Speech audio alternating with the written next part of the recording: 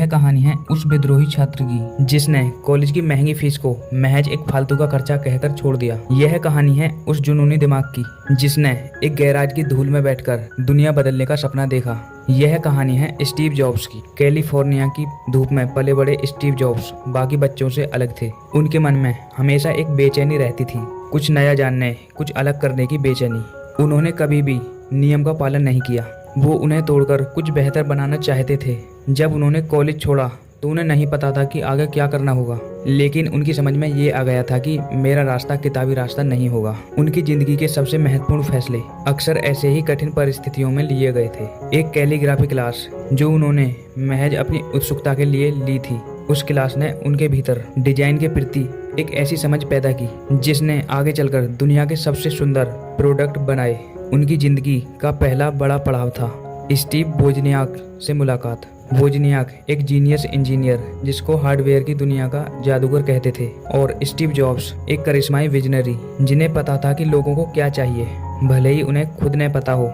एक गैराज की मामूली सी जगह में बिना किसी बड़े निवेश या फैंसी ऑफिस के उन्होंने एप्पल की एक नींव रखी। उनका पहला कंप्यूटर एप्पल फर्स्ट और फिर एप्पल सेकंड तकनीकी की दुनिया में एक धीमी लेकिन एक मजबूत सुरक्षा थी। लेकिन स्टीव जॉब्स का सपना सिर्फ कंप्यूटर बेचने का नहीं था, वो चाहते थे कि टेक्नोलॉजी हर आम आदमी के हाथ में हो। तो उनके इसी सपने से जन्म लिया मैग्नेटोस, एक ऐसा कंप्यूटर जो सिर्फ नंबर नहीं दिखाता था बल्कि एक कैनवास था। मैग्नेटोस के लॉन्च ने पूरी दुनिया को हिला दिया था। 1985 के उस ऐतिहासिक विज्ञापन ने बताया कि एक नया युग शुरू हो चुका है, एक ऐसा युग जहां मशीनें इंसानों को आजाद करेंगी। लेकिन हर कहानी में एक मोड़ आता है, और स्टीव की कहानी में यह मोड़ एक दर्दनाक था। जिस कंपनी को उन्होंने अपने खून पसीने से सींचा था, उसी कंपनी के भीतर उन्हें एक अजनबी बना दिया। 30 साल की उम्र में उन्हें अपनी ही बनाई एप्पल कंपनी से निकाल दिया गया। यह किसी के लिए भी एक बहुत बड़ा झटका हो सकता था, एक ऐसी हार जो सब कुछ खत्म कर देती।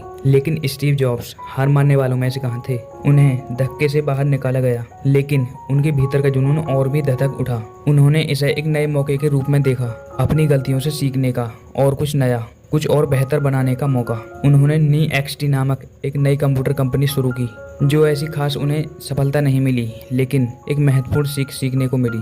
और फिर आए एक पिक्सर, एक छोटी सी कंपनी, ग्राफिक्स की कंपनी, जिसे उन्होंने खरीदा था। लोग सोचते थे कि एक साइड प्रोजेक्ट है, लेकिन स्टीव ने इसमें भी वो संभावना देखी जो किसी और को नहीं दिखी।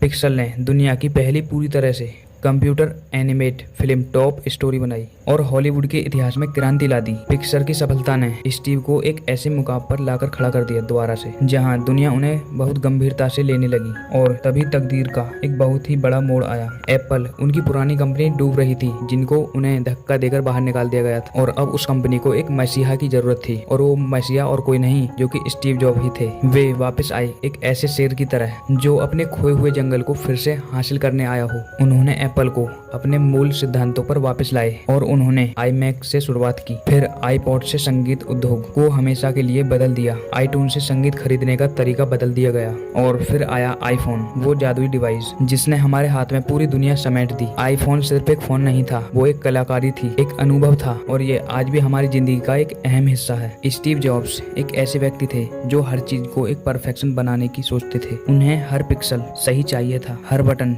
सही जगह पर चाहिए था। उनकी यही जिद कभी कभी लोगों को परेशान कर देती थी। स्टे हंग्री, स्टे फुलिश, ये वाक्य उन्होंने अपनी लास्ट स्पीच में बोले थे। इसका मतलब है हमेशा भूले रहो, हमेशा मूर्ख रहो। उनका बोलने का मतलब था स्टे हंग्री, ज्ञान के लिए हमेशा प्यासा रहो, और दुनिया की बनाई हुई सीमाओं को तोड़ने से कभी मत डरो। अपनी जिंदगी के अंतिम वर्षों में भी जब वे बीमारी से जूझ रहे थे, उनका जुनून और काम करने की लगन कम नहीं हुई। उन्होंने अपनी आखिरी सांस तक एप्पल के लिए और दुनिया के लिए कुछ बेहतर बनाने का सोचा।